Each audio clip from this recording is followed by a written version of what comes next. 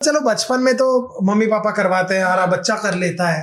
कभी ऐसा लगा कि यार अब मेरे को एक्टिंग करनी है, या लगातार करती आ रही थी मैं लगातार करती आ रही हूँ। मतलब मुझे अच्छा। ना वो रियलाइजेशन आने का कभी मौका नहीं मिला, या फिर वो हुआ ही नहीं कभी कि अब मैं बैठ के जब से सोचूंगी। समझ आई तब से एक्टर ही हूँ। हाँ, मतलब वो बचपन में जो पापा ने लगा दिया था काम पे, तो वो मेरा चलता गया।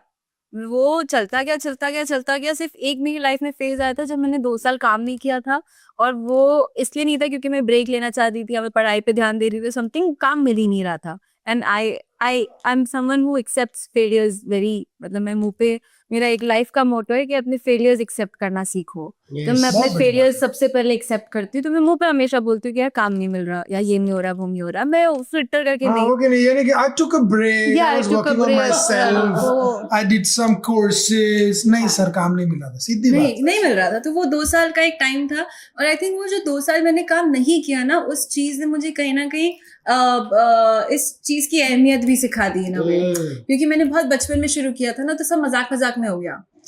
तो वो एक फेज आना मुझे ऐसा लगता है लाइफ में जरूरी भी था, और वो भी वो तब आया जब मैं बड़ी हो रही थी, जब मैं 15 से 16 में शिफ्ट हो रही थी, जो मेरे शिफ्टिंग इयर्स थे, जो कहते हैं ना जब एक मेजर 3 साल आते हैं जब इंसान सीख रहा होता है, वो टाइम पे मुझे काम नहीं मिल रहा था, तो मैं जो काम की वैल्यू समझी।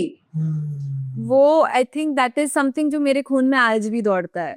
वो 2 साल जो नहीं था काम, वो आज मुझे इतना ग्राउंडेड और इतना जमीन पे रखता है, क्योंकि मुझे क्योंकि इस एज में ना, इस एज के बच्चों को और इस एज में हम सबको ना ये सीखना और समझना बड़ा बहुत जरूरी जरूरी है है। कि फेलियर इज ओके, फेल होना इज ओके, अनसक्सेसफुल होना इज ओके। And acceptance. हाँ, एक्सेप्टेंस की। हाँ, जैसे मेरा भी कई बार नुकसान हुआ है।